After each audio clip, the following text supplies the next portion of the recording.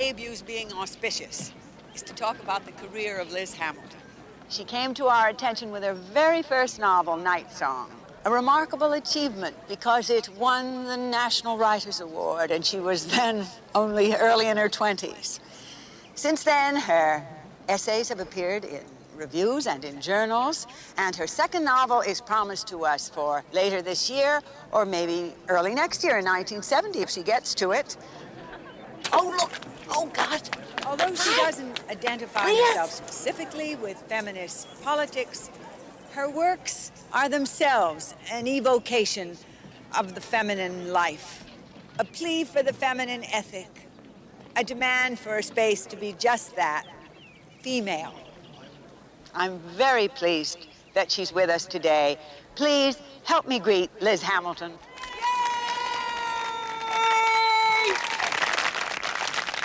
Thank you.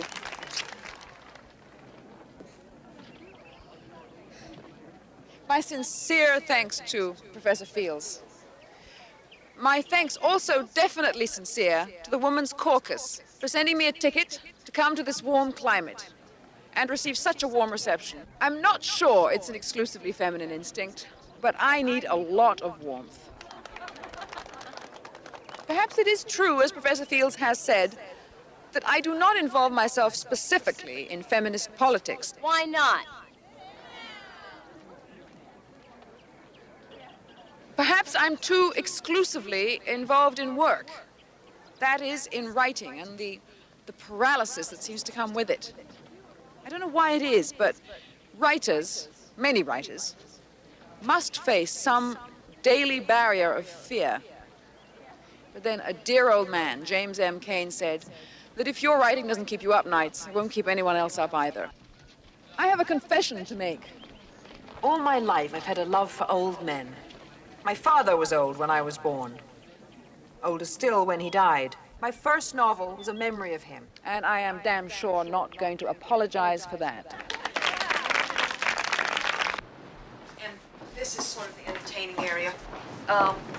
It's just a little thing, but you know, little tiny houses out here on the beach, they cost as much as a mansion down home. Doug! Hi, Daddy! In case you've forgotten, that handsome man is my husband. Well, what do you think? What? My house. Terrific. Doug resents we don't still live near the lab, but I could not take it. I tell you, Pasadena. Whew. Here, Daddy. Look, honey, look who's here. Hi, Doug. You're looking great. Oh, you're the one. You're beautiful. Is she? Let me look. Oh, my God, you don't look bad. And a celebrity, too. Debbie, honey, take your hands out of your pants. You should have seen the admiration of all those young girls. Debbie, honey, we all have interesting little things under our clothes, but we don't just stand around and pick at them. So, you were a big hit on campus. Well, they tarred but did not feather me. What we call boffo box office. Oh, now, Douglas, don't you start. Here in Malibu, we all talk showbiz talk. Liz is not interested in any Hollywood silliness. She's a New York authoress, right, hon? She takes her coffee every day at the Plaza Hotel Palmport, and she eats her steaks at the Four Seasons on Park Avenue. I'm impressed. I take my coffee to go to deli on 6th Avenue. I'm even more impressed. If he had his way, we'd be over at Caltech all the time. But those college people, I tell you, they're just like Atlanta, except they lie even more. When do I get to see more of your handsome husband? Later, we're having a party for you, and he's agreed not to work for just a minute or two. A party? You're my only friend who's a celebrity. A very minor celebrity, Oh, Mary. hell, it'll do these folks good. They're all such major ones.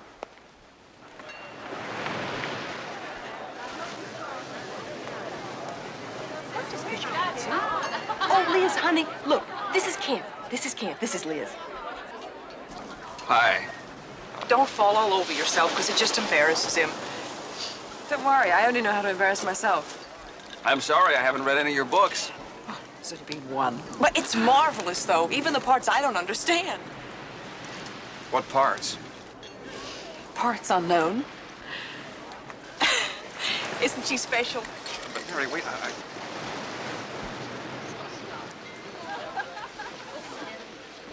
How you doing? I'm drunk. Let me catch up. You shouldn't be talking to the help. Half of Hollywood's here. Yeah?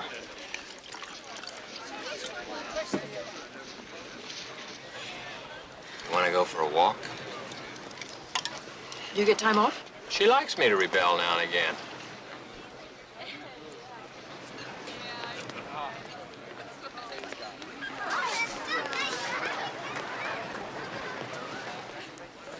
Hey, your turn. I'm right in the middle of a story. How's the book coming? Well, the first 100 pages, terrific. I've written them over 5 times in 5 years. Is that how you normally write? I don't write normally. I'm what is called blocked. Isn't that humorless?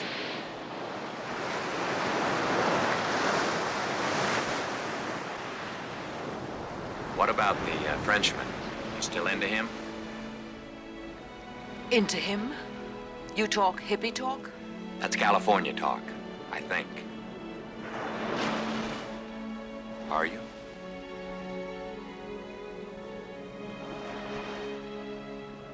I used to be very young.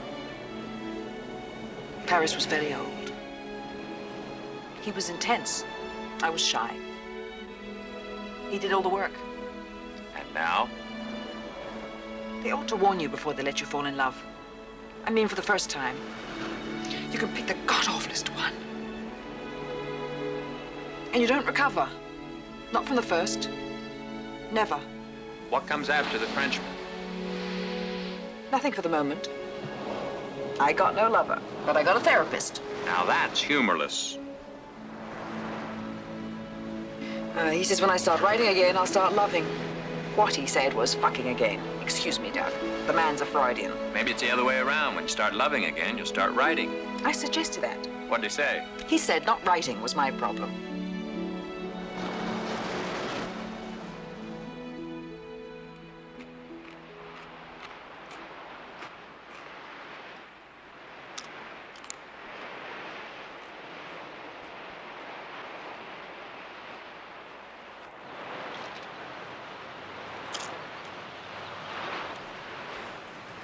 Missing the party? The party's over. I'm sorry. It's the habit of this community to be suspicious. When a married man goes off with a married woman's best friend, that's the occasion for suspicion. We better move, because I'm not changing my habits. Look, it's my fault.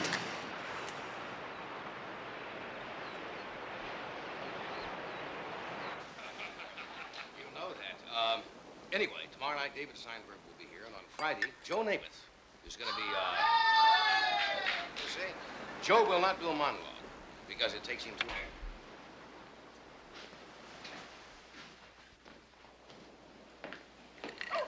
long. Yes?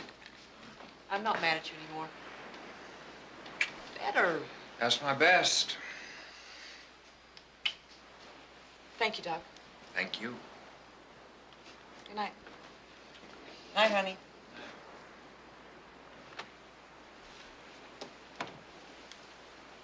Mary, thank you What for? for being there. One year I come running from Paris and you're there. Another time I want to crawl into a hole till the reviews come out. You open the door. And the party. Oh, that little party. Forget it.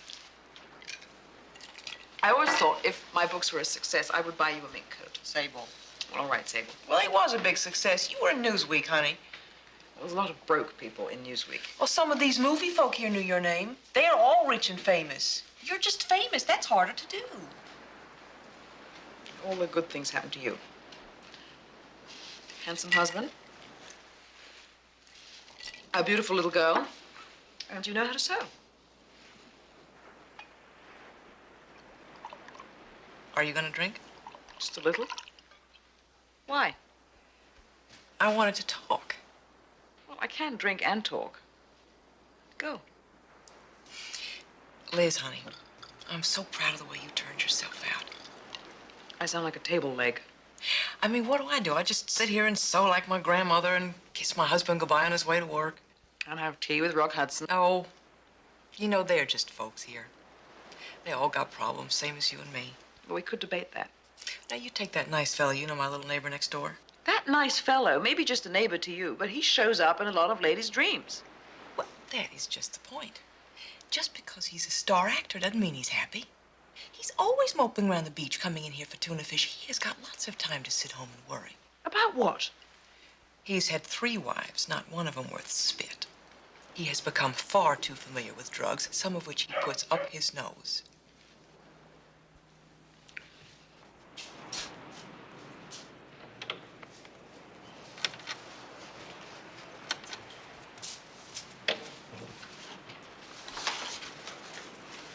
Here, just let me find the part about Kent. Well, here's the part about, this is the part about Kent. Well, maybe I better start at the beginning. Start what? What is this? Well, Liz, I know this sounds silly, but this is a novel. This whole box. Oh, wonderful. Oh, no. It doesn't have all the commas in place like yours, but it is something I feel real serious about. You know, these folks around here, they come and they sit on this beach. And it is no different from down home. They got problems, honey, and they tell them to me. Because I like to listen. And then you write about them. Well, I changed all the names. Oh, good. You don't want to hear this? Well, let me read it. It's easier. Oh, no, it's such a mess. I better read it. The whole thing? Oh, Liz, would you mind? Let's just start and see how far we get, okay? You're gonna hate this, but okay? Okay.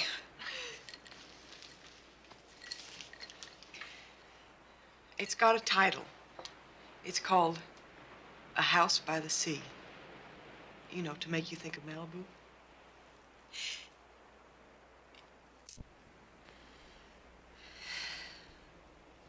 This was a first for Laurel Jordan. Her first trip to New York, her first visit to the Plaza Hotel. Being a girl from Dallas, she marched into that hotel drinking room with all the arrogance of Texas money. You're not getting drunk, are you? I'm listening. As she sat there fingering the olive in her crystal clear drink, she was wearing a hat in the shape of a Stetson.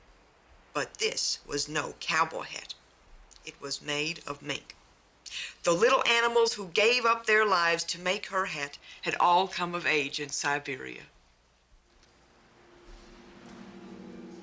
There was the sand at her feet, and as many as the grains of that sand were the memories of her years.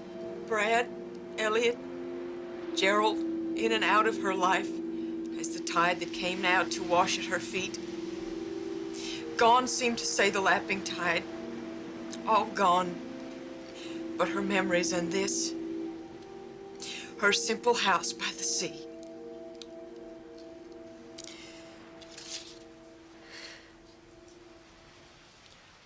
Was it okay? Why do they always end up alone? Who? Those ladies in those stories. They always end up alone. You liked it? It knocked me out. Is that good? The Mona Lisa never knocked me out. Do you want some coffee? Got any more scotch? Haven't you had enough? A nightcap. A morning cap.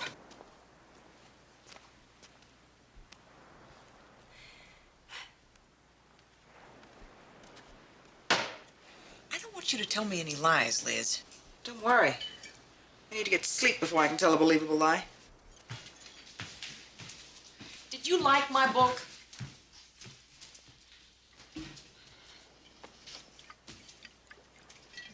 How long did it take you to write? Oh, almost a year. I started just after Debbie went. Well, 8 months in the afternoons. 8 months in the afternoons? What are you going to do with it? Get it published? Well, I was going to ask you. Go ahead, ask. I don't like your tone, Liz. What is wrong with my tone? The New York Review of Books said I was a master of irony. I'll drink your gin and go to sleep. You want me to show the book to Jules Levy? Well, I want you to do whatever you think is right. Jules Levy is the wrong man for you, Mary. Why? Too much important tailoring. He's like an apple the butler polishes every day. He's the most impressive publisher in the business. Let's say he's impressed.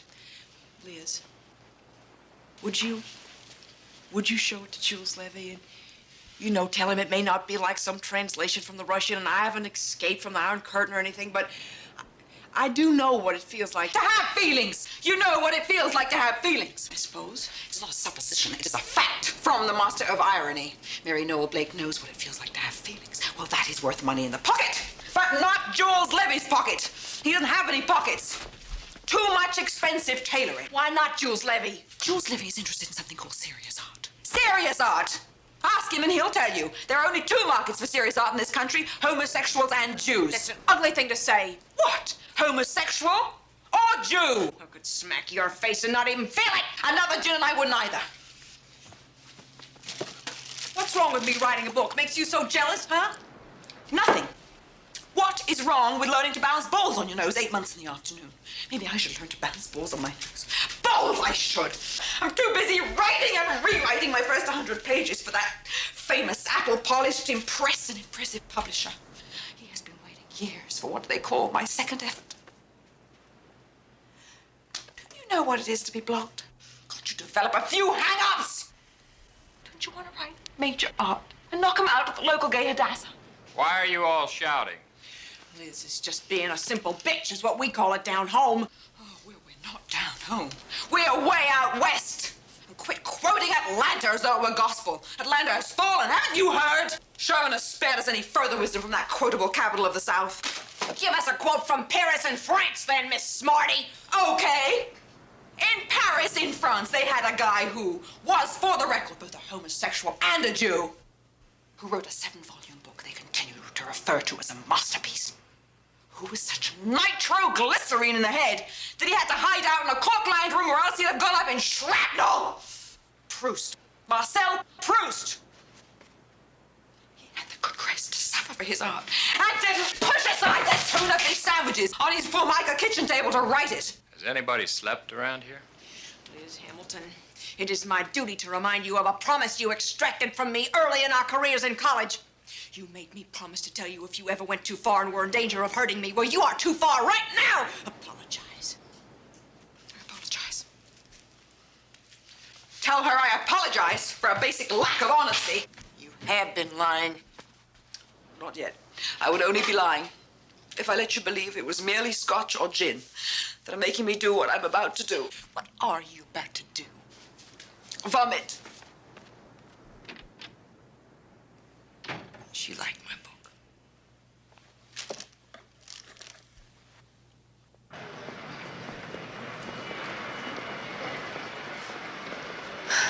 Don't worry, I'll get some sleep on the plane. Yes. Oh, give these back to Mary. And tell her thank you. I wish I understood you two. Why should you know the secret? We don't.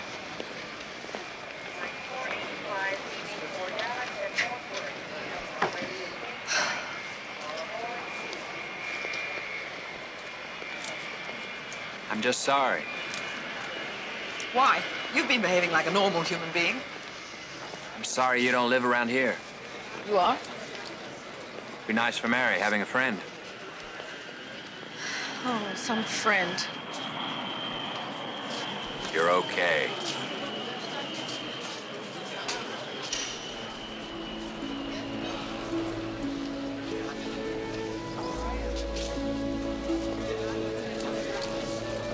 Bye, Doc. Thanks.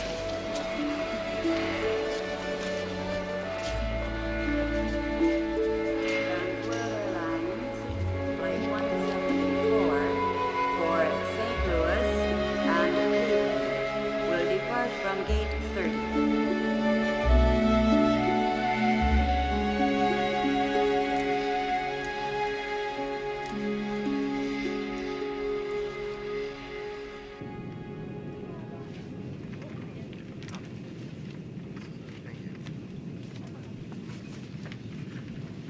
Are you not drinking? Not this trip, thanks.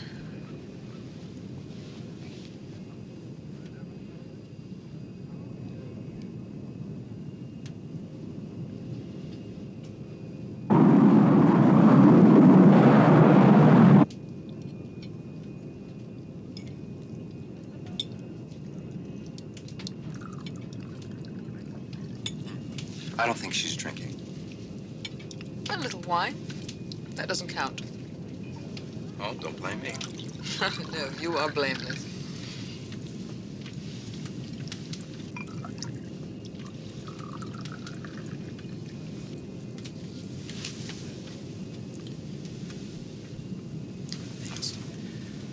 It was hard at first, sure. It's an adjustment.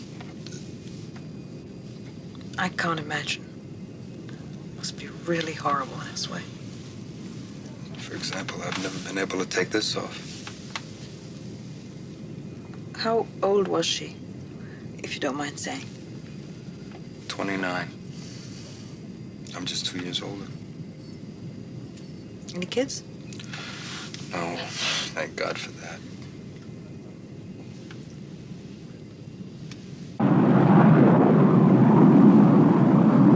You ever known a guy?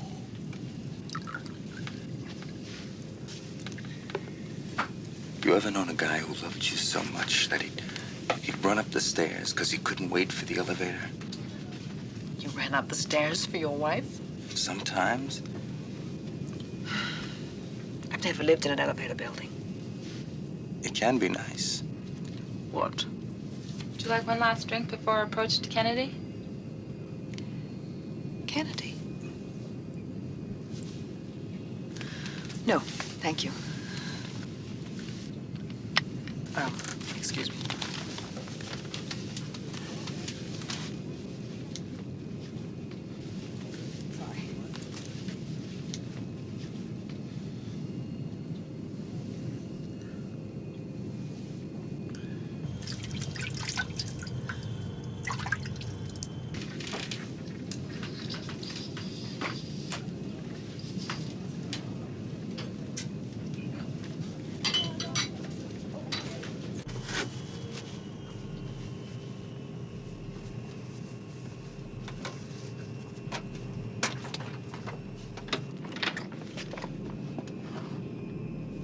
Sorry. Sorry.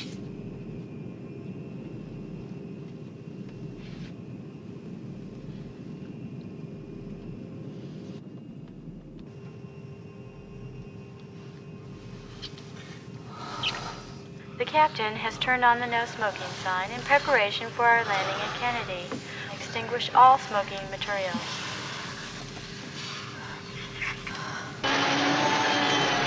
At this time, we would like to request...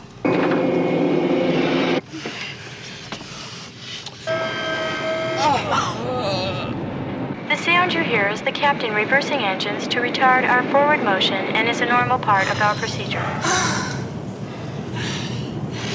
On behalf of Captain, we want to welcome you to the New York area and to thank you for flying TWA. We hope your trip has been pleasurable.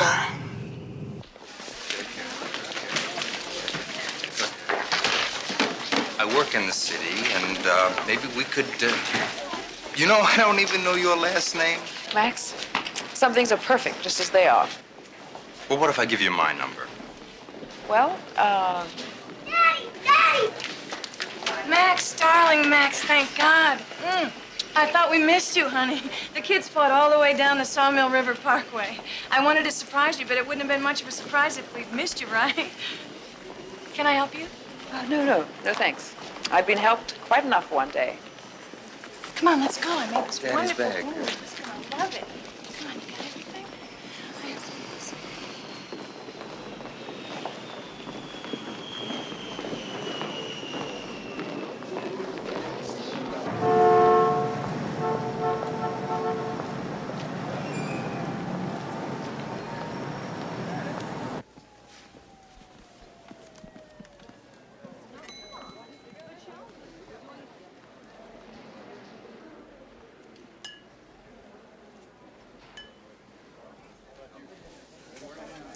Jules.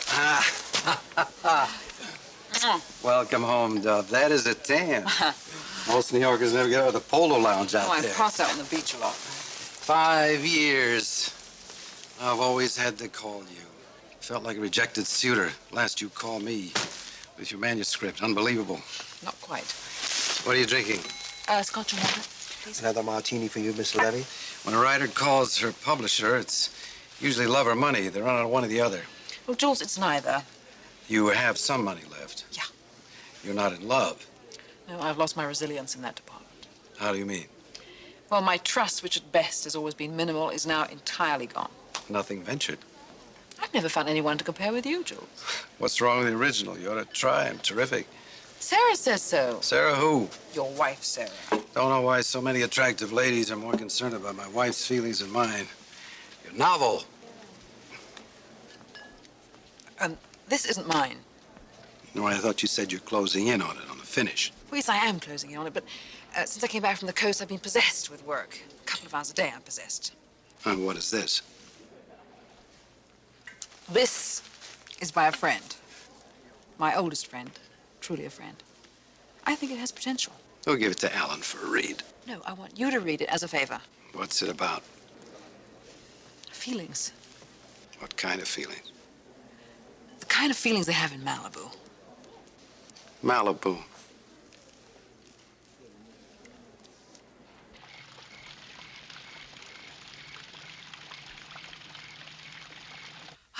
Just because I'm from the South, every time I open my mouth, some Yankee thinks I sound stupid. Why? Because of the accent? Well, I don't care. I'm not going to curl up like some salted slug. I'm proud to be from Atlanta. I read Gone with the Wind twice a year. Twice a year, when Mary Noel Blake takes down Margaret Mitchell's phenomenal bestseller to read, it's not just to be reminded of home. She may be comparing royalties. Ever since her first book, House by the Sea, went through Hollywood like a cannon shot, mowing down about half the film colony with its deadly expose, she has established herself as more than a writer. This prolific woman with 5 torrid bestsellers, one after the other, has become a kind of publishing institution. But at what a cost? I've always loved Mary. I mean, she's a good kid. You don't feel that there's a slightly altered portrait of you then in her book?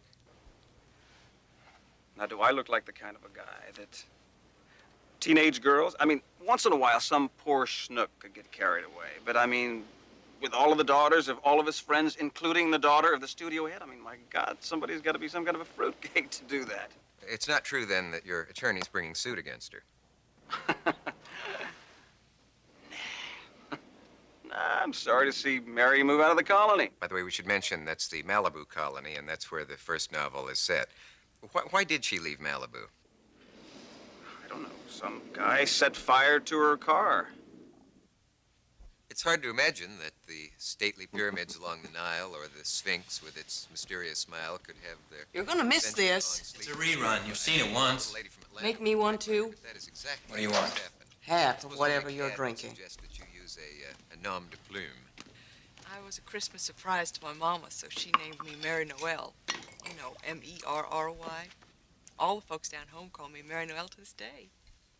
In her second book, Cleo, Mary Blake imagines a modern-day Cleopatra who comes to America and falls in love and, in fact, into bed with a chief executive, not entirely... There's your half. Gerald Ford. You want to go to New York? Nope. I'm booked onto the Merv Griffin show. What would I do? What do you do here? I'm sorry. I know how you like to explain, but I did not close down the project. The lab did. I said I'm sorry. Sometimes words just slide out of my mouth. Like a snake out of its hole. I was thrown in with his help.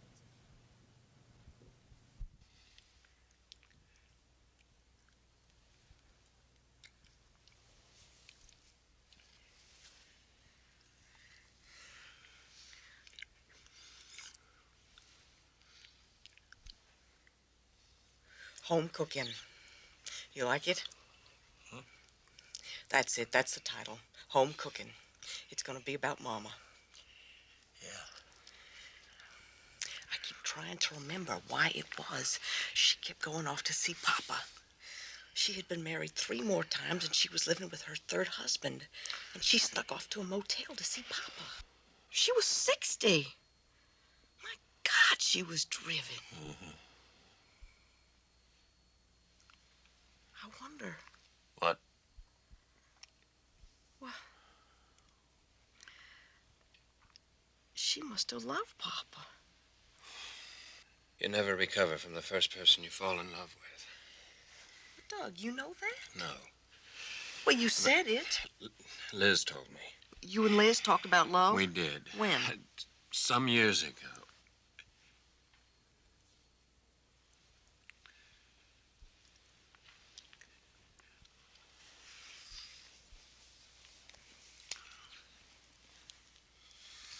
Doug, honey, Doug, could you excuse me 1 minute?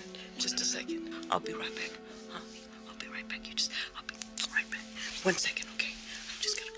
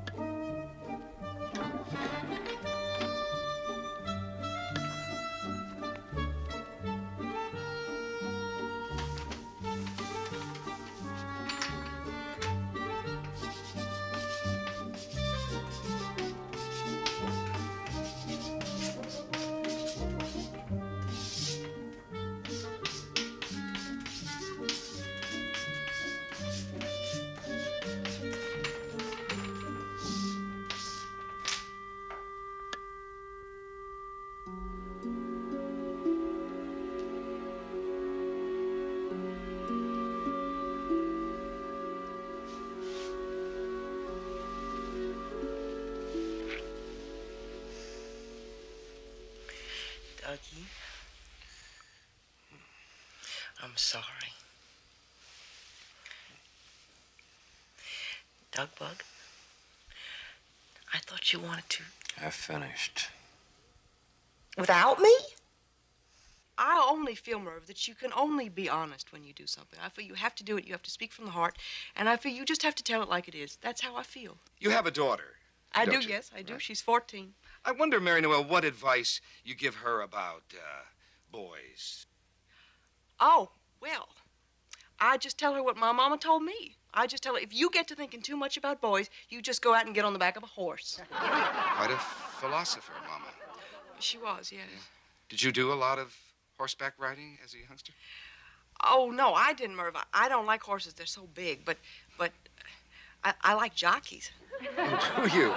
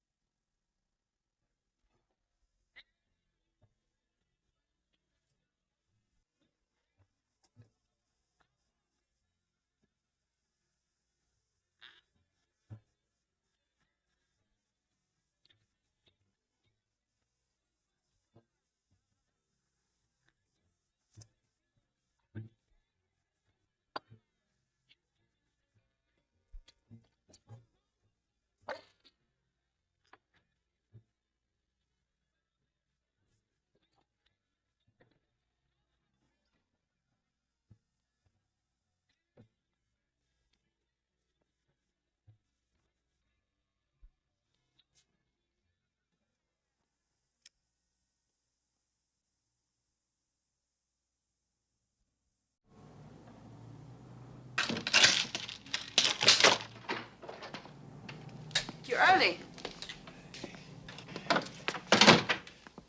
Hi, Doug. You're not at the Merv Griffin show? I stepped out for a drink.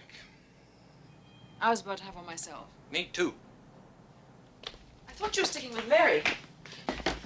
She can never find her way down here.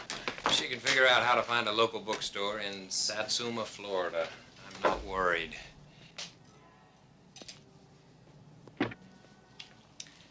I haven't figured out whether I like you better drunk or sober.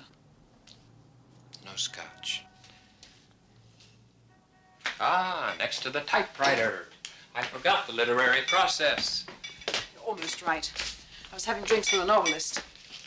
That is literary, isn't it? The novelist, are you, still seeing him?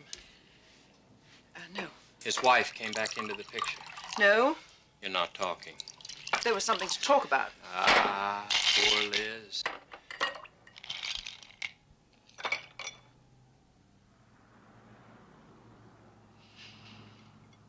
I finally figured out after 3.5, on again, off again years, that my friend Paul essentially considers me an interruption to his otherwise important thoughts. Poor Liz. Don't worry, I took his best years. Please, God, don't let me burn that bird. All the times we've been back here, I've never seen you in the kitchen. I don't go in the kitchen. The roaches talk about me. I'm thinking about moving back here. I'm not afraid of cockroaches. You're kidding. They always run when I turn on the light. They're afraid of me. What do you mean about moving back here? There's an opening at the Rockefeller Institute. I'm going in to see them. Does Mary want to live in New York? I don't know. I never ask her. Well, don't you think you should? Liz, I have this fantasy. If I work back here, I can come by. You can incinerate a bird. Where is Mary going to be? She can fly in between books. Oh, yeah. That's what she does anyway, flies in between books. Naughty. Hey, I can cook. Did I tell you? I used to read Gourmet magazine. Let me ask I'm you something. thinking if I get a place back here, I can cook duck or Cherry's Jubilee. That sounds fun. And invite you. You're thinking you can move away from Mary, between books, and invite her oldest friend over for duck. And Cherry's Jubilee. And then what? Where does your fantasy go from there? I told you way back in college, when I started going with Mary, if there ever came a time when you... You promised you'd never mention that again. I lied.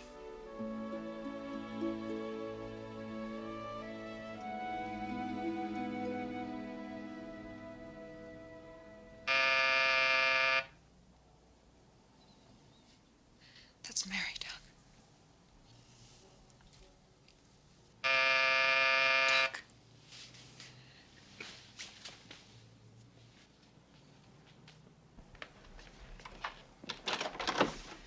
The limousine driver had no idea where Minetta Lane was. He had to stop and ask a cab.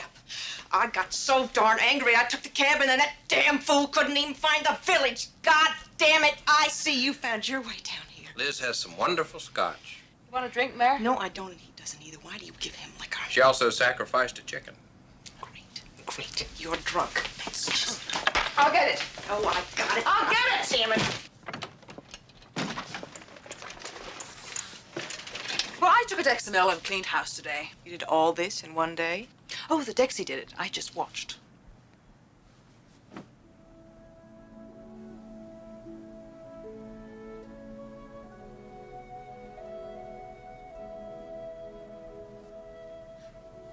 Night. Where are you going? Back to the hotel. Why? I've got an interview tomorrow. I want to go and drink myself to sleep. Alone. Do you have any idea how far away you are from sleeping on park benches? Oh, come on, Mary. I wish you weren't always quite so ready with a scotch and a back scratch for poor Doug. Poor Doug likes his back scratch. It is, I am told, the spirits of affection and not the distillery that comfort the soul. Brother, could you please help in that? This is not Bellevue, and I do not accept responsibility for the toxic level of my guests. You cannot imagine what it's been like since he drank himself out of his job at the lab. Ah, bullshit. I never drank to do my job at the lab. I only drink to perform my job as husband. Then you better bring a bottle to bed next time. What say we eat? Blame me. God damn it, it's clear to everyone he blames me for what turns out to be, to my everlasting surprise, something missing in his character. What's missing are a few intimate parts of my anatomy. Disgusting. And for that, I do blame myself, because if I hadn't offered them up, you never could have sliced them off. I wish I had something here to Take your slice hand you off up. my tie. How very stupid. It's a scene from one of your books, Mary Noel. It ain't stupid. It's just trash. Trash? Trash. You said trash? Trash. Successful trash! You're goddamn right. You put together enough trash, you get some major garbage.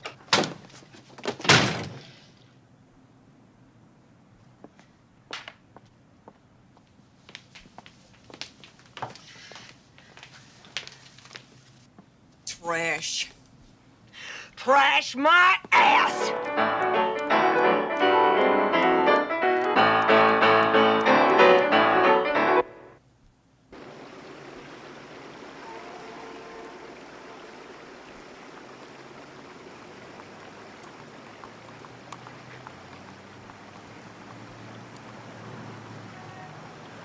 Liz. Doug!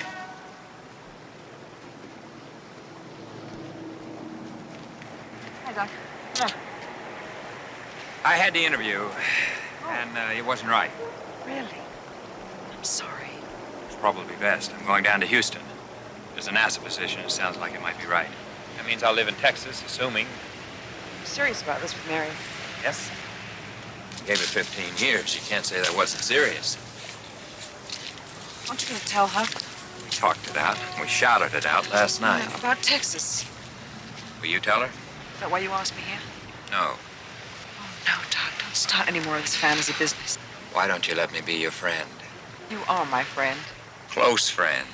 You need a close friend. You and Mary are both my close friends. Oh, you know what the end of my fantasy is? No, Doc. Mary divorces me, and you Please. forget all about being her friend. Stop. Hey, look at me.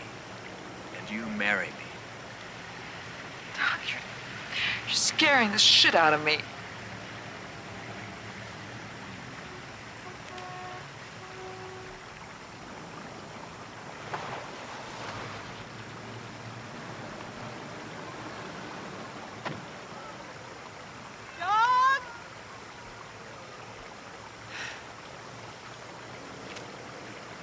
What is it? You told her you were meeting me?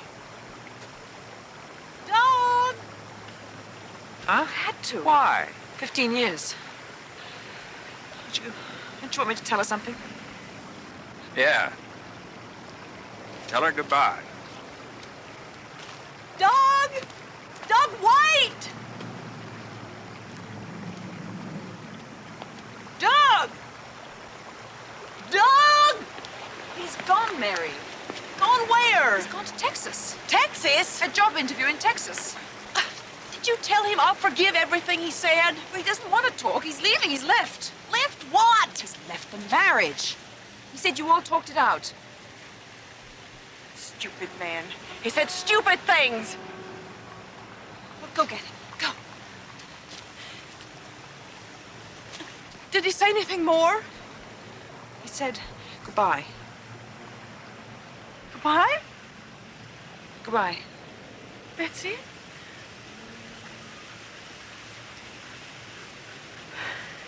Well, what am I gonna do? You're gonna miss him. Terribly. Oh, no! I don't want to. I hate to be unhappy. No! You are making me unhappy, and I'm gonna hate you for it! I'm gonna hate you, Doug! I hate you! I hate Texas! Mary. Oh.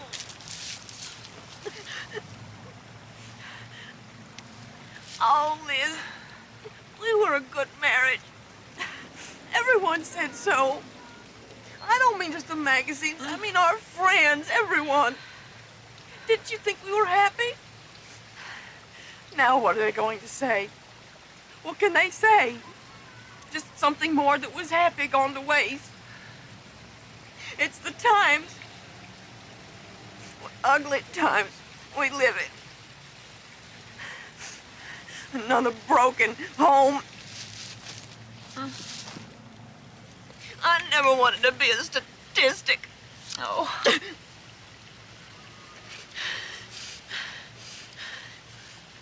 Making you wife. Isn't that what abandoned ladies always do? Well, the hell with that. I'm just gonna keep the same life with just a piece missing. I'll just break off a piece. I got my career. I got my daughter. I got you, my friend. Liz, you'll be my friend, won't you? That's a stupid question. We'll just be old friends like always, huh? Old friends, of course.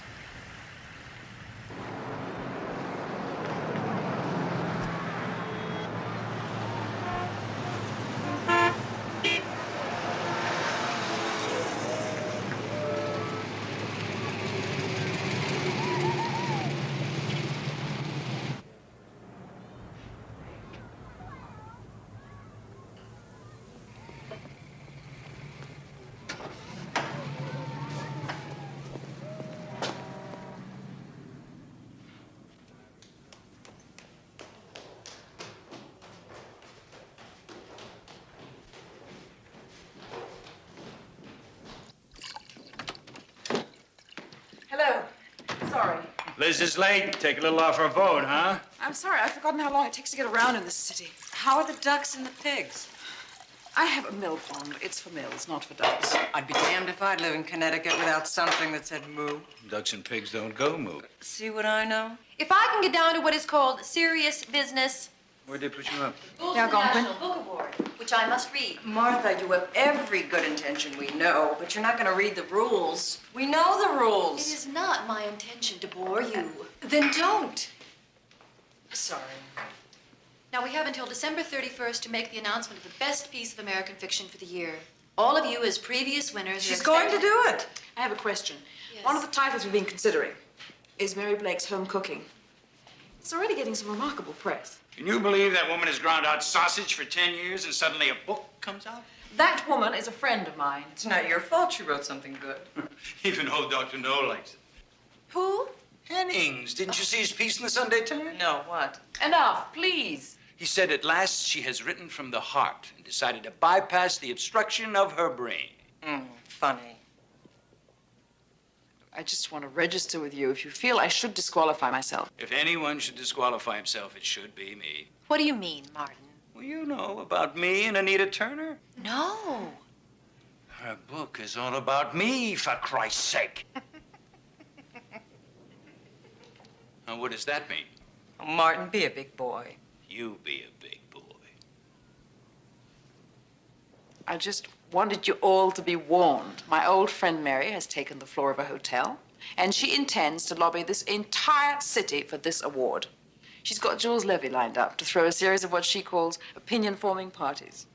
Well, we're the only three who can be impressed by such tactics. That is a cold statement of truth. When the National Writers Award was first formed, it was the intention of the charter to see to it that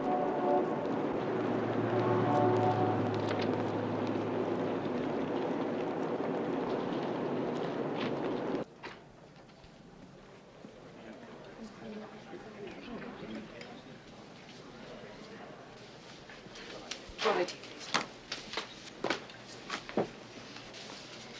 Thanks. Mary. A messenger brought this for you.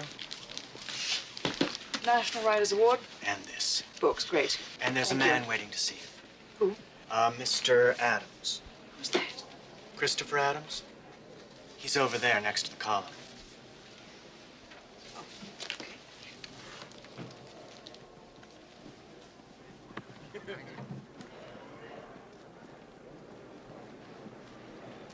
Mr. Adams?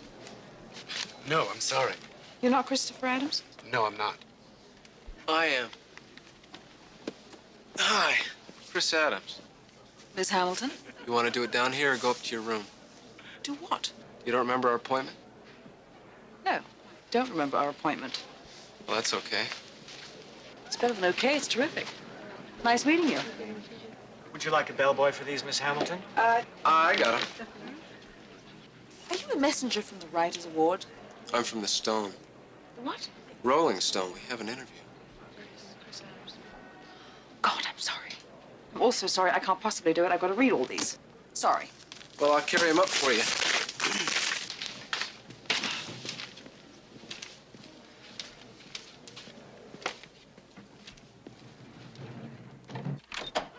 Come in.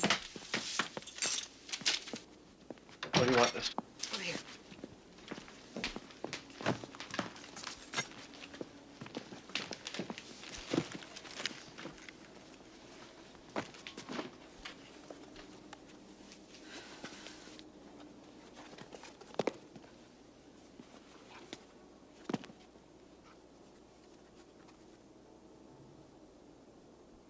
Just be a minute.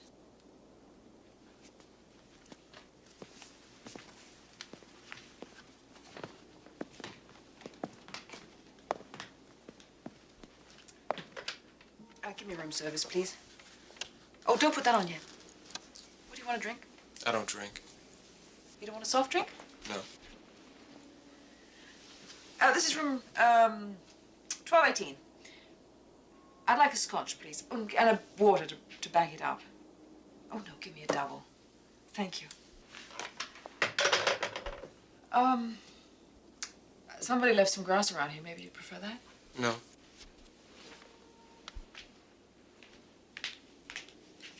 Funny. When they said someone from Stone was coming over, I imagined a satin jumpsuit. 2 Coke spoons coming out of your nose. I don't have to use this at all if you don't want. Well, how long is this going to take? It's whatever you want. You don't want to talk now, you can call me later. I'm at the Chelsea. Since when would I want? I mean, you guys. How old are you, may I ask? 22. Well, you're more like 12. You say? I don't really understand why the interview. Why? Yeah. Why me? Why the Stone? Why me for the Stone? It's my idea. Yeah? Yeah. Well, perhaps you could break through the language barrier and let me know what this is all about. There's a language barrier? I always thought this was a joke, you know, about your publication. The utterances of those who can't speak, written by those who cannot write, for those who cannot read. I used that You did? in one of my interviews. Well, you see. After your second novel, it was my idea to do a piece on you. There's no one that fits in right where you do. The magazine wanted a woman in the arts, and there were others with more visibility, but I wanted you. You have political anger, but reason keeps it cool, especially in your small magazine pieces. Your fiction, there's passion right there, but again, within the parameters of taste. Or maybe it's art, not taste. You'll tell me. More than any other woman with a public profile, I respect you. Turn it on and maybe we'll get started. Ah, no, it's scotch.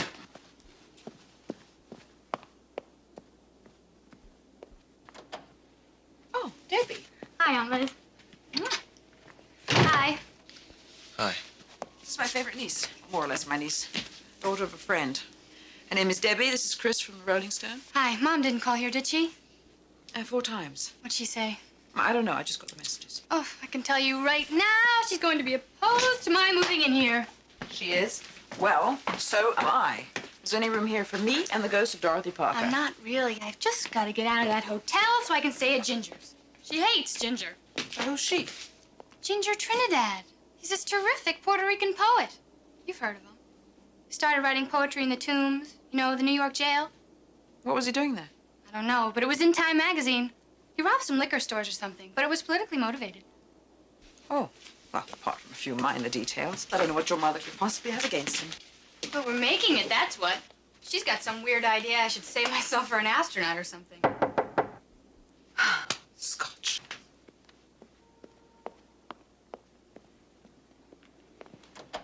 Oh, do you ever answer your phone? I have been too busy answering the door. This is Chris Adams. How do you do? I see you're here. He's from the press. Oh, how interesting. Which publication do you write for? The Rolling Stone. Oh. I've just been trying to find out one little piece of information about what went on today. Oh, I guess you mean about the meeting. I guess you mean about the meeting. Mary, you know I can't talk about it. What did they say? They liked your book. That much I can say. How much? Oh, Jesus. Please, God. Hi there. It's Debbie here. You must be Ginger. Yeah. You the mother? No, she's the mother. I'm the aunt. Come in. Thank you. Hi, honey. Hi, Ginger. How you doing? Fine. Ready to go? Please. Just one moment, please, young lady. Hey, lady, I know maybe you don't like me too much. Not like you. I have no reason to dislike you. It's just a question of my liking my daughter more. Perhaps too much, but then again, she is my daughter. Maybe you don't like Puerto Ricans, is that it? It has nothing to do with being Puerto Rican. You could have skin whiter than apple blossoms. As long as there is some lingering respect from my daughter that she will even consider my opinion, I would prefer that she not race about the streets of this dangerous city with the criminal element. Let's go, Ginger. Nice meeting you all. Ginger. Debbie!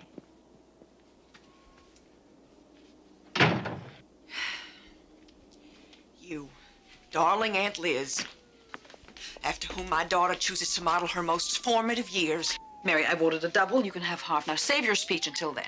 You undoubtedly considered adventuresome her little affair with a car thief. He stole a car. He's addicted to the practice. Oh, maybe he can get me a Mercedes. I'm sure Debbie would roar over that cynical humor. Mary, would you get off it, please? I've been keeping this fellow waiting now I for... don't mind. I mind. I'll go. Just give me one simple word. What simple word? Am I or am I not wasting my time and considerable amount of money back here, or am I going to win the National Writers Award? Well, there are two simple words. Yes and no. That's all for now? That is all for now. Okay. Don't forget, dinner Friday night at Jewel's. Oh, God, I can't, Mary. I've got to go up to Connecticut for at least the weekend with around 200 books. All right. Well, then there's another Tuesday night at my place. I'll try. Please. And find someone nice to bring.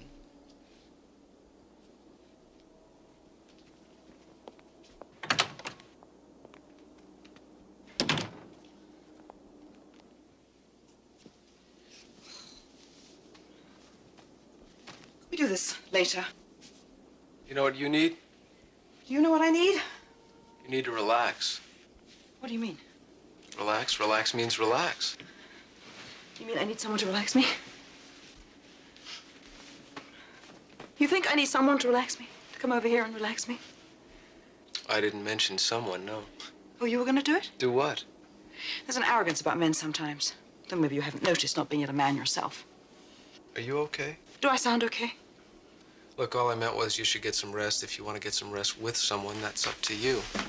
Listen, Sonny, if I want to get some movement in bed, I'll check into a motel and drop a quarter in the vibrating mattress.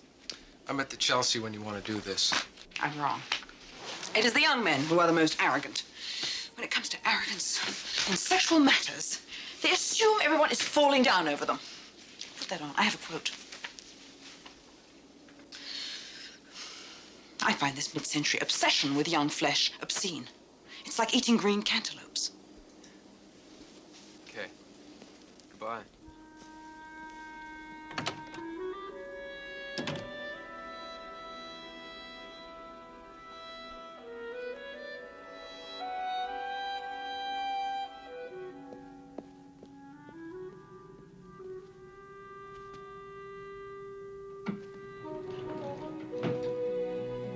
Is that for 12:18? Yes, ma'am. Great. Wait. Thanks. Down, please.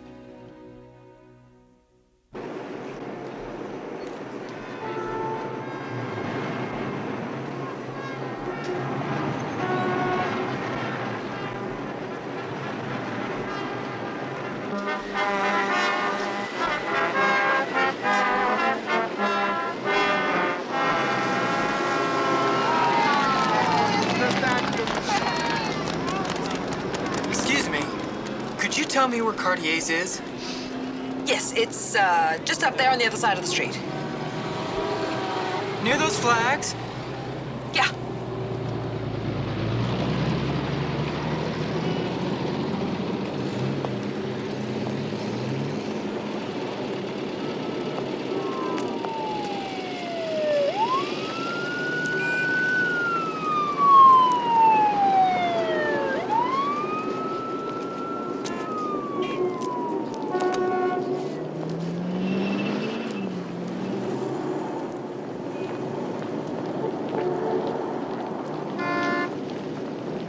It's up there.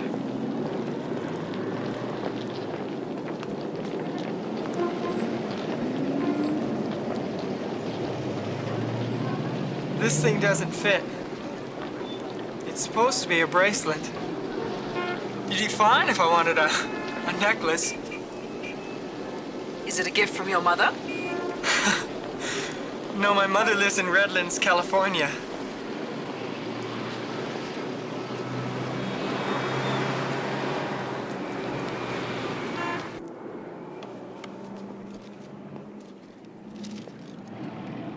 Are you Mrs. Collins? No. East 71st Street? No.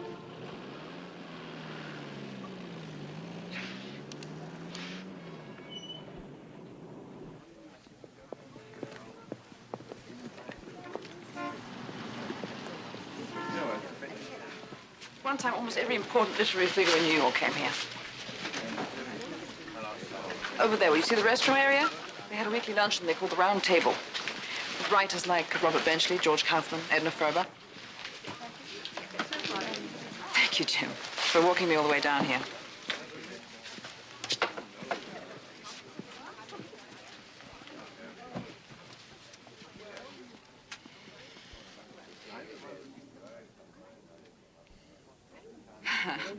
You do a lot of smiling.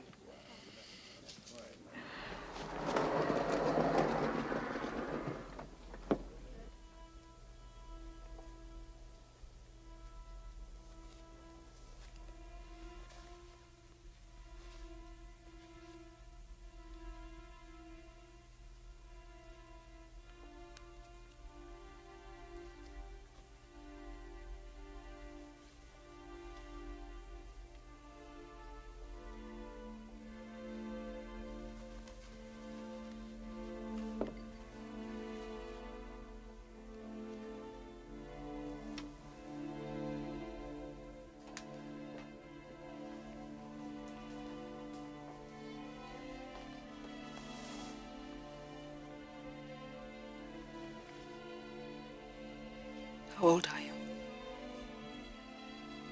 18.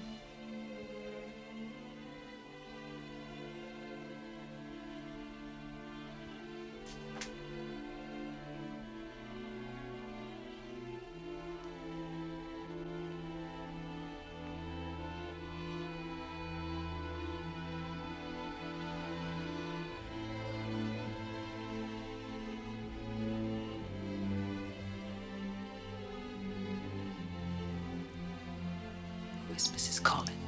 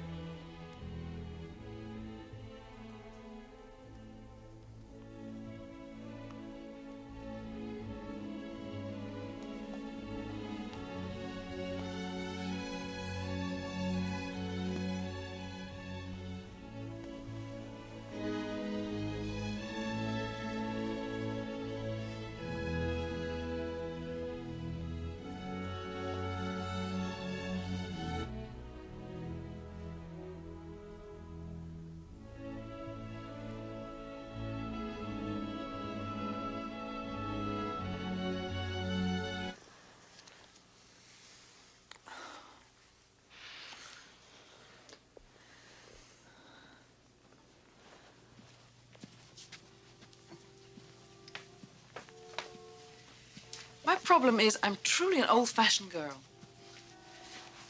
I like men who talk. I love to talk. There's a whole generation crowding up behind us of people who want to talk with their bodies. Christ, everyone is so muscular and chic. Their tits spilling out all over the place. Soft fashions. We've got a generation of beauties. They're more beautiful than the Greeks. But what happened to the articulate guy? I mean, nobody wants to talk anymore. Well, you don't have to be hard on me. I'm just listening. Just listening is an obscenely intimate act. Laughs. Well, you said something funny. I don't talk to everyone. And I don't make love to every woman I meet either. Maybe you should catch up with your peers. I'll agree with your point. A way to approach a woman is through the ears. Ears, you know, they're little emblems of sexuality. I'm listening to you through little emblems of sexuality. I'm not ready to concede that the young are more sexually arrogant. Though, and this is important, I have been recently led to believe that they might have something to be arrogant about. Namely, endurance and bodies. My old friend Bessie Smith, whose records shared many an afternoon with me in Paris, said she liked it when her daddy took her for a buggy ride. What I like about you is you never stole. How about you, kid? I never preferred it with girls my age. I was about to make you, Christopher Adams, the lead character of my new book, Young Flesh. And why not with girls your own age? They're always watching for their own orgasm. What should they be watching for? Your orgasm. Our orgasm.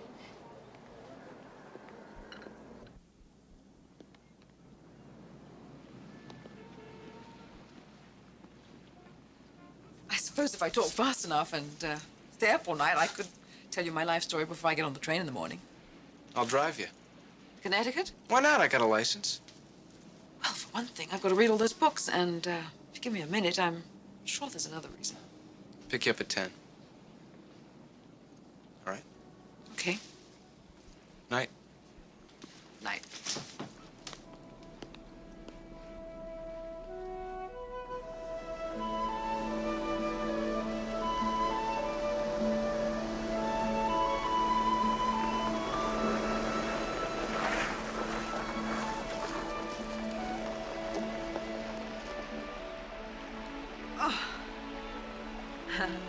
Great.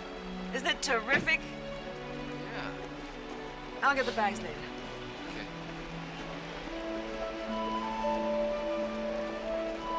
Here. I'll help you. Thanks.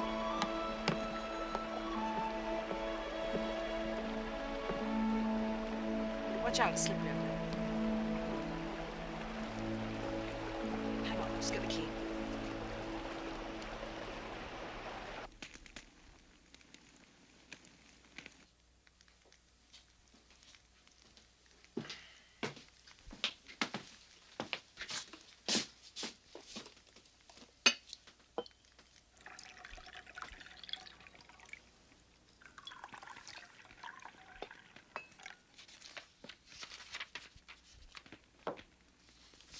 Thank you.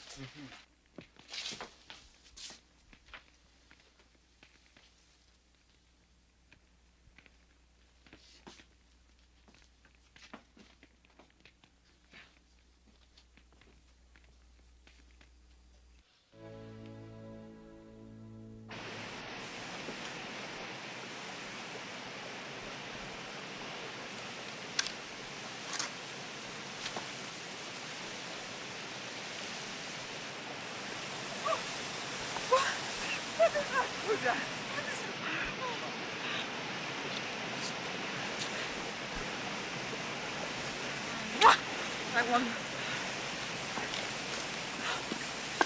That's enough. That's Come on. enough.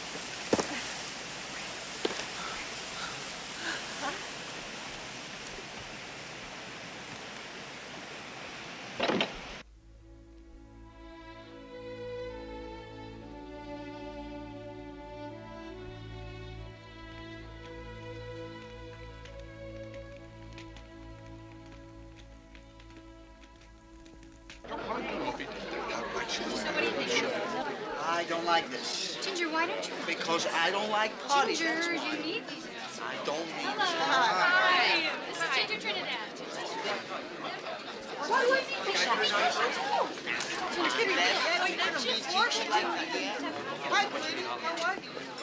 Francis, how are you? Francis! Hello. Oh, how are you? Mary, no.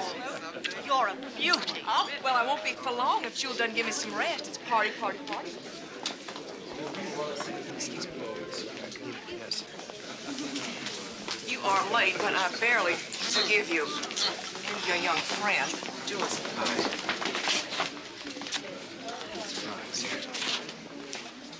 My girls. This is Christopher Adams. How do you do? Hi. Thank you very much.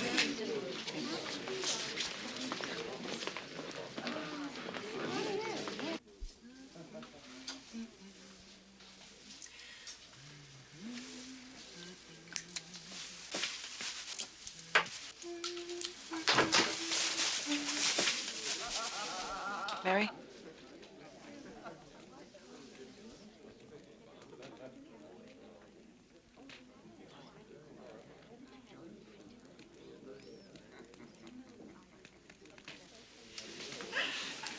I do not believe it.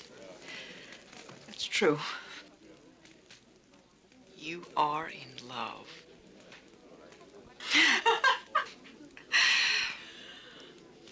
You sly old land turtle.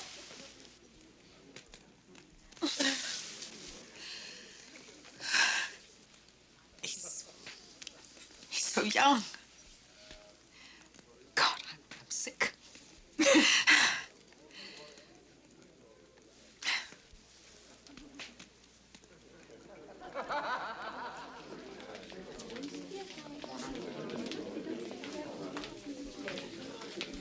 You see, I'll invite just anyone. Is this just anyone? I could not believe your review. I thought Southern boys were taught nicer manners than that. I bet your mama won't let you say at home what you say to friends. Mary Noel, are you trying to charm me? Oh, I'd imagine that's still on the rail.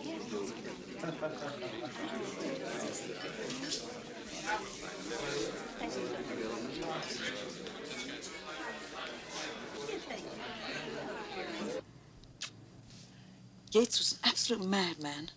He and his wife used to sit around listening for voices to tell him how to write. Once he heard an owl bark, and it threw him off for days. Oh, but what he wrote. God, the Irish. But one man loved the pilgrim soul in you, and loved the sorrows of your changing face.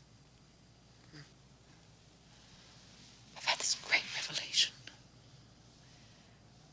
that it's all right. You know? No.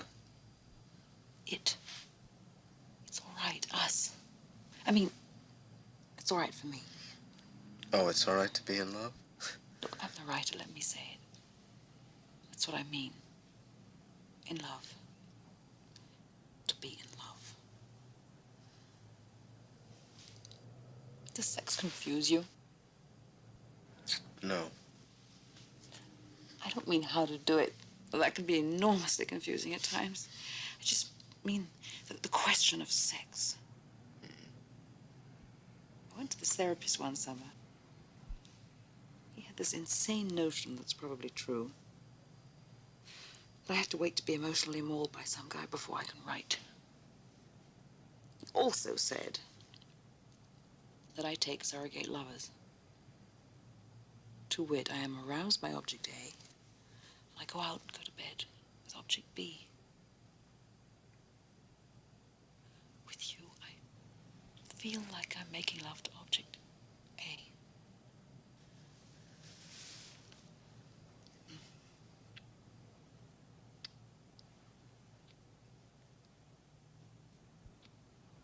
Did you ever think that what makes sex so exciting is that it's so frightening? Is that what you think? Do I frighten you? It's like T.S. Eliot. He made this crack about D.H. Lawrence. He said Lawrence was looking for an intimacy that was impossible between a man and a woman. Well, I say bullshit, T.S. Eliot. See, Eliot was just scared, and there was Lawrence like some sexual test pilot ready to take the dive. You understand? Well, you intellectuals are too much for me. What is everybody afraid of? Chances, risk, commitment. Those are the popular words, but God, they don't measure up to the old words. Lovesick, heartfelt, with this hand. Sickness and health, death do us part. Those are sensational. You can't hear them without ladies weeping. What do men do? Don't they weep? Well, different style. They've got little hairs that stand up in a lot of places. Are your little hair standing up? Those words, love, honor. I'd love to be able to use them, you know? I mean, I'd love to believe in someone, some one woman so much that I could believe those words and they'd just come jumping out of my mouth. Don't you mean someone girl? Isn't a woman too old for you? God, you're hard.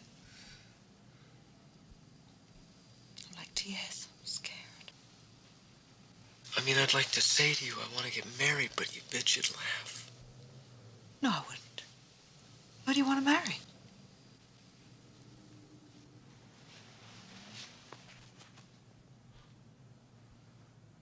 You know how many times I've asked someone to marry me in my life? Think about it.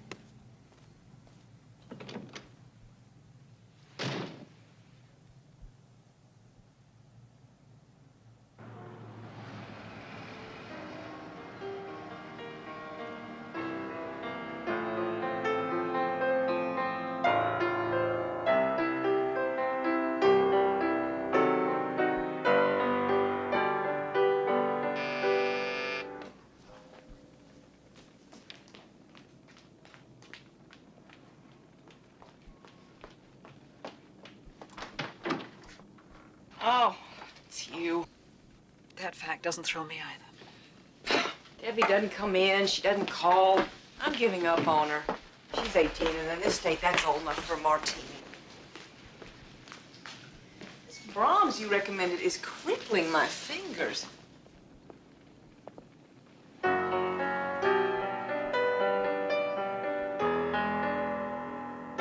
Didn't he write that lullaby, that Brahms lullaby? I guess he must have. It's got his name on it.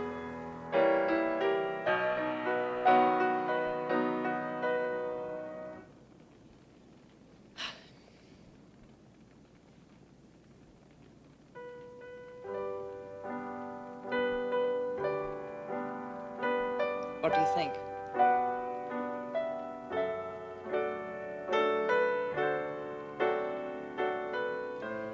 Perfect. No, I mean the whole picture.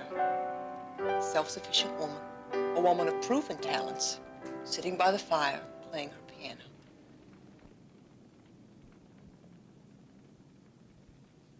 Is a reporter coming?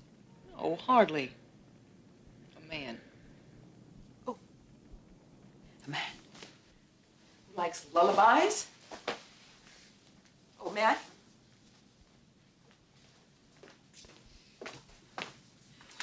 Doug called. He's in New York. Doug Blake?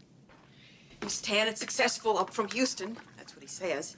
He would have come right over, but it's business, business, business. When's he coming? Tomorrow. Give him my love. He's a wonderful man. He's got something very obvious in mind. I know it. I'm willing to stake my life on it. He wants the marriage back. It's only been 4 years. That's not long. They say it takes you 5 years for your mattress to lose its imprint. We're still imprinted on each other. I mean, look at you.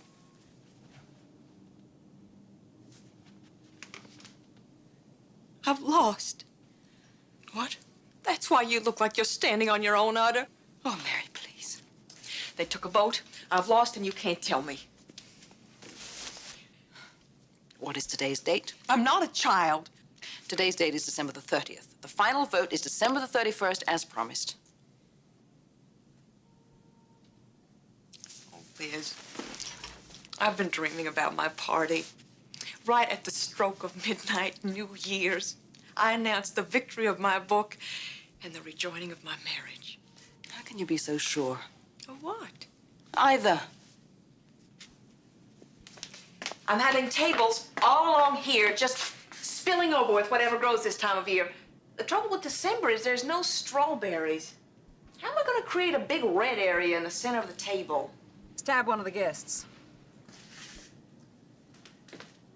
Liz, if all you want is to be unhappy, I just wish you'd let me be. I'm sorry, but those are my thoughts. I'm sorry. I didn't mean to make you unhappy. Give my love to Doug. I meant what I said. He's a wonderful guy.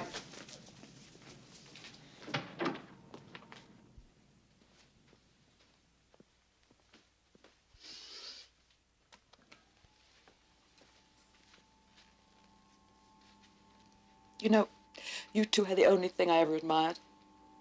A marriage. A real child. And you loved each other.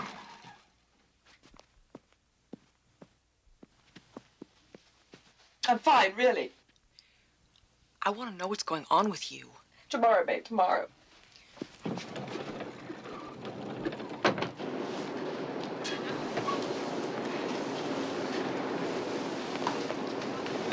back inside, you'll die out here. I'll call you later.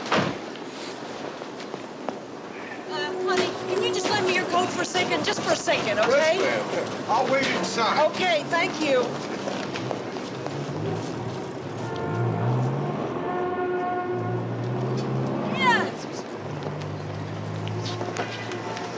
Reyes!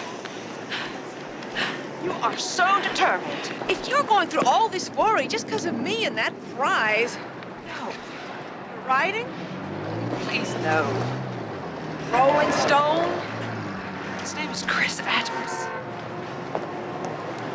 That's what it is.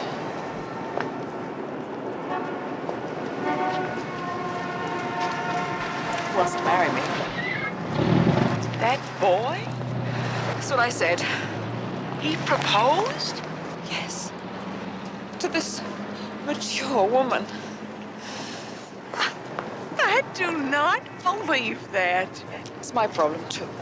You think he's serious? He says he is. What do you think? I said no. What do you feel?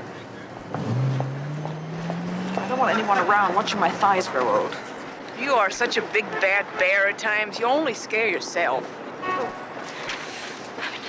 How long can it last? It's insane. A year. You see?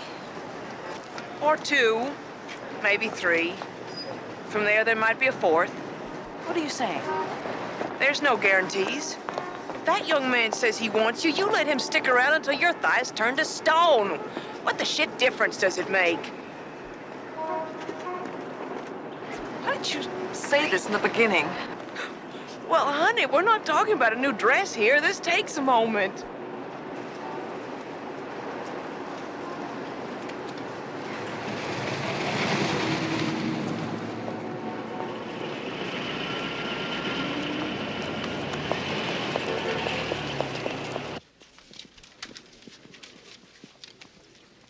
1218, any messages? No messages. Courthouse? Which courthouse? Is he on a story? Yes, please. Tell him I'm at the hotel. I'm meeting in. Thank you.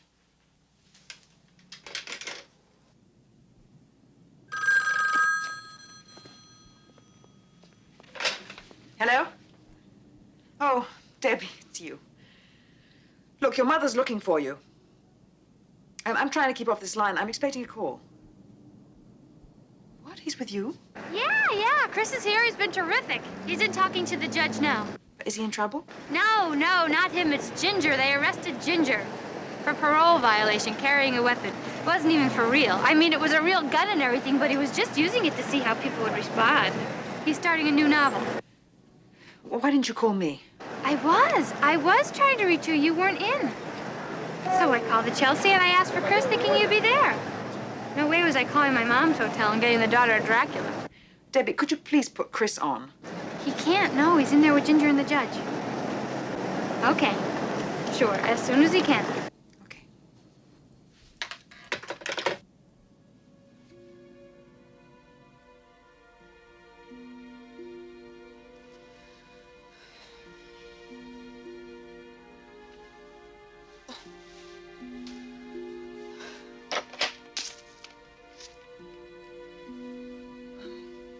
Wait.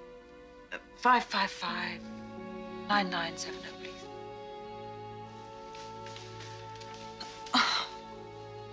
Room 218.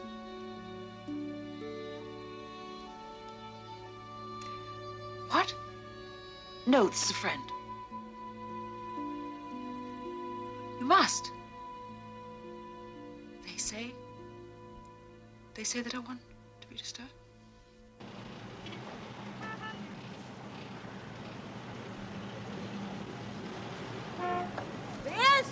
Liz!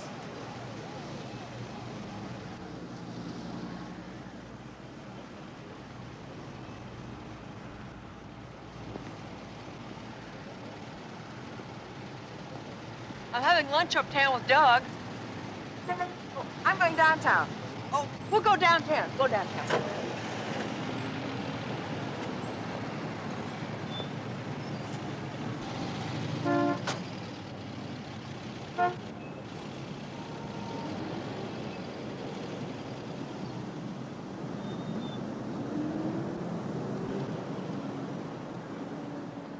Well,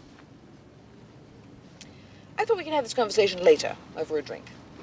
I lost. Not exactly. I won? Not exactly. Well, what in God's earth? Well, it was a dead heat. A split prize? Well, not really. It was decided that 2 people should win first prize. You? And Sharon Gay. Sharon? Both books are in what they call the American Grain, the coming of age of rural America. I know what they call the American Grain. Hers is from the black woman's point of view, yours from the white. Sharon Gay. Mary, both are excellent choices. Had the guts, they'd have given it to the black. What is that? Well, they obviously wanted to give it to Sharon. All the reviews have been licking her feet. You were on the jury, so they had to toss you a bone. God damn it. Your book is legitimately good, and so is Sharon's. I'm a son of a bitch if I'm going to explain myself. You didn't have to share the award. They gave it all to you. Blue ribbon. Well, it may come as a surprise to you, but we did not write the same book. Meaning mine is worse than yours? Meaning I'm sick and fucking tired of you trying to live your life through my skin. Huh. If I had your skin, I'd take better care of it. That is truly amusing. Oh, you stop it. I'm angry, and I want you to be angry, too. I'm getting out of the car. I always wanted to write. Ever since I was 8 and I started my first diary, it had nothing to do with you. Mary, be honest. If I had become a glider pilot, you'd be behind the wheel of a 747 by now. Driver, can you drop me here, please?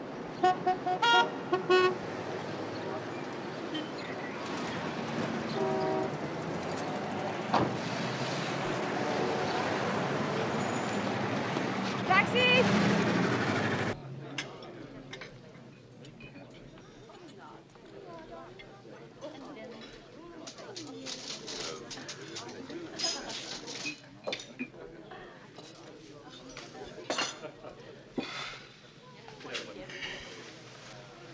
How are you?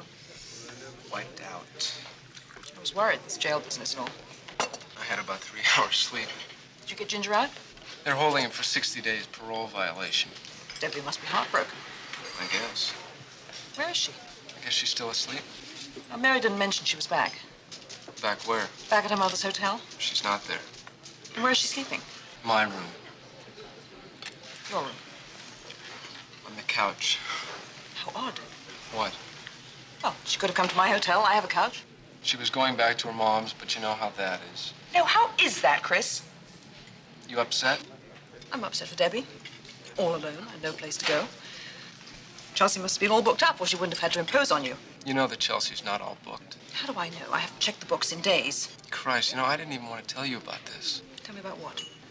Something I shouldn't know? No, I just knew you'd get carried away. Never been calmer. It's you who's gone all emotional. Sudden compassion for runaway teenagers. Or do you consider them as peers? Stop it, please. Why couldn't you receive calls? What was all that about? Well, Debbie and her mom were having fights, and she kept calling back. What if it had been me? Why am I on the defensive? Trying to say that I'd been sleepless all night, reconsidering your proposals. You remember? Your many proposals, your many insistences. Stop! You said no. We don't have to beat it to death. I'm sorry. Look, all I said was I wanted to marry you. You didn't have to be so goddamn hostile. Well, then, be man enough to end the hostilities. Hostilities end when one side surrenders. Oh, is that what you think marriage is? A surrender? Who the fuck is talking about marriage? You were. Did you open to youth hostel? Can I join you guys? Guess not, huh? I'm sorry, hon. It's not really No problem. Better go call Mom and tell her what's going on anyway. I'll call you later. And thank you, really. You're saving my life. Yeah. Bye, Aunt Liz. Bye, baby.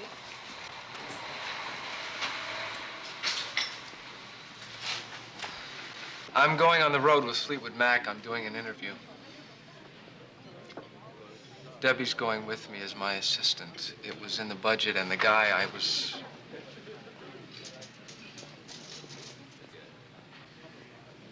Debbie's been wanting to get away from home. I think that's good. Truly. It's better than good. It's fantastic. Yeah? Do me a favor. What? Don't say we're going to be friends. We're inappropriate as friends. If I can't have you as a lover, What makes you so sure? Well, we have to agree about one thing.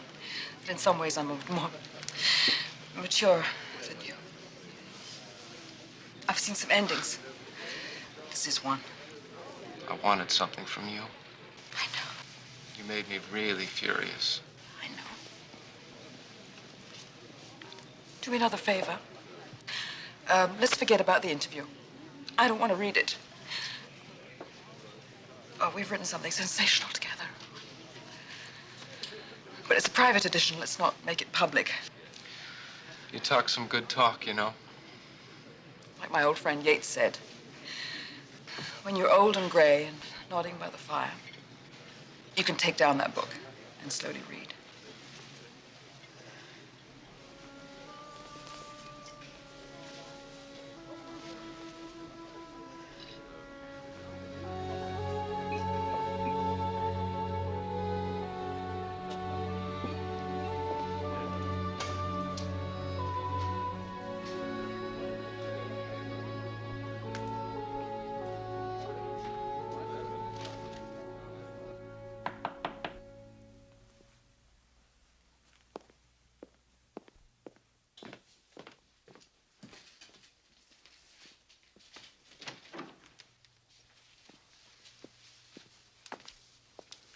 Are you leaving? I'm going to Connecticut. What about my party? I'm sorry. I was going to call. I'm so down. I'd just spoil it. I think we have come to a serious juncture in our lives when we should examine the terms of our friendship. Hold this. Thanks. Mary, I'm truly sorry about the award, but it's not the worst thing that could happen. There'll be lots of publicity. That is water long under the bridge. How was Doug? Even longer under the bridge. Is he still drinking? Dry as the Sahara. How does he look? He's getting married. Not to Joyce. From Houston. Poor Mary. What a day you are having. They've bought a house with a yard. Sounds wonderful to me. Oh, since when? I'm not immune to the attractions of a man and a yard. Or to Doug, specifically Doug and a yard? I never thought of it. Never thought of Doug as a loving husband? Never. Along with his ability to drink, he has lost his ability to lie. Don't you look away from me. I'm closing my suitcase. I began to smell there was something he didn't want to say. I bought him a drink and it all came tumbling out. You bought him a drink? What a petty, disgusting confession it was. Me, the unsuspecting wife, blaming myself over the years as I sensed my husband slowly but surely slipping away from me. Those don't sound like Doug's words. Isn't it true that all the time he was married to me, he was pouring out his love for you? He mentioned it. While married to me at the last, and he proposed. Mary, I said no. Oh, because of your friendship with me? At least you got that right. Oh, except for that strange lapse into morality, you would have taken him, huh? He sure deserved better than he was getting. Well, how did you know what he was getting? Did he describe it?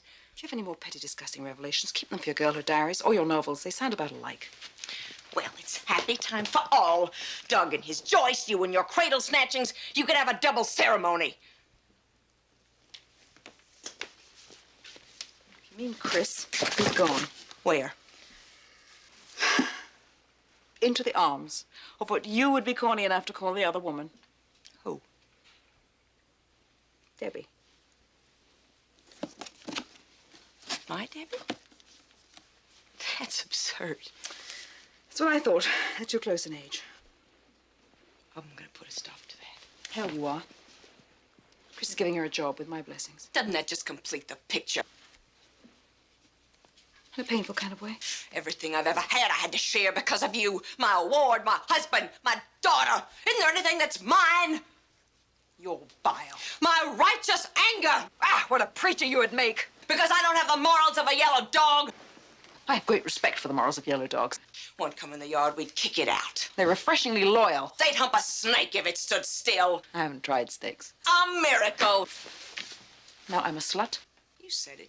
What are you saying, Mary? How many men have you had? Is that the test? How many? How many before you're a slut? 3. Kick me out of the yard. And how many besides my husband? 3 sailors and a jockey, but never your husband, which at this point I dearly regret. What astonishes me is that you have no idea why I truly hate you at this point. It's not because of your jealousy over my work, but because you lack the moral sensibility to appreciate what I have lost in Doug. Next to nothing. Liar! A possession. You lost more in that bear. That is one thing of mine you won't keep. Take him. That's one thing that won't talk back to you, so you can turn conveniently to hateable, god-awful exaggeration. I am not such a woman. You're right. You are part such a woman. Meaning? Cunt. Cunt! Give me that bit. Give me. Give me. Give me that. Give it here. No.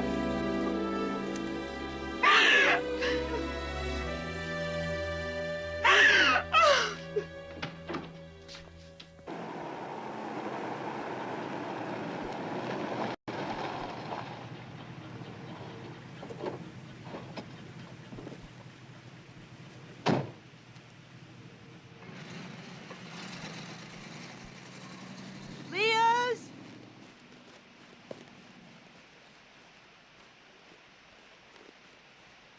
Hello, Leah's?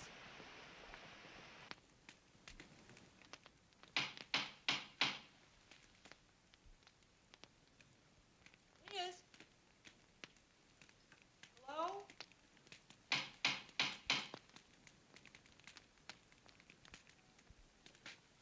Come in.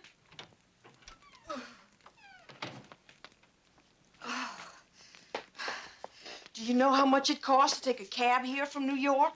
$90. 90. I tipped him 5. Was that enough?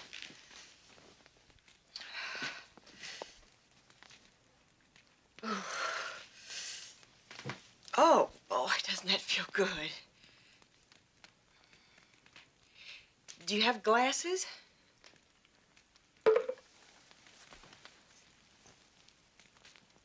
I hated my party.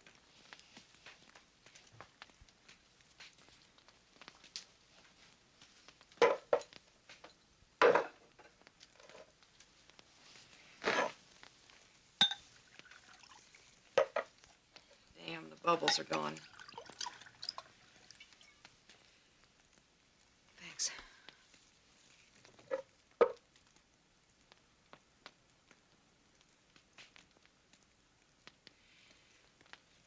I'm not much good at apologizing.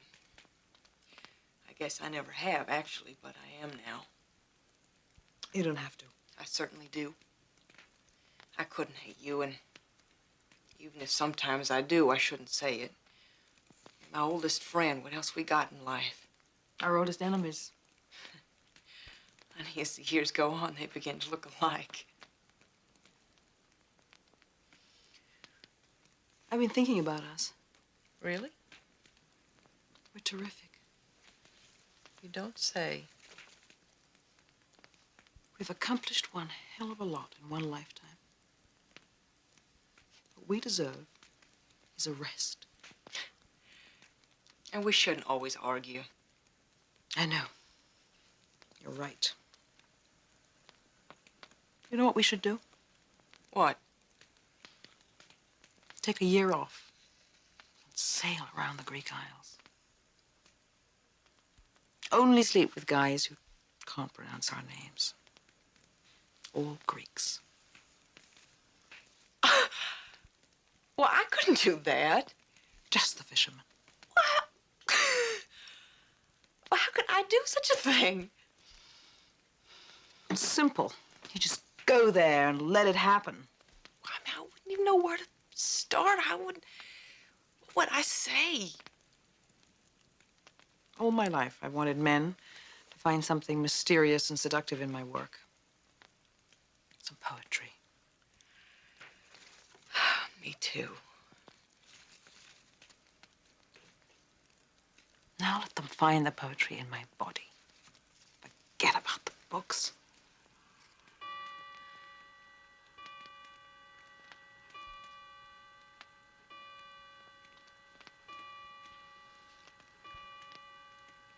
Mary, do me a favor. What? Kiss me.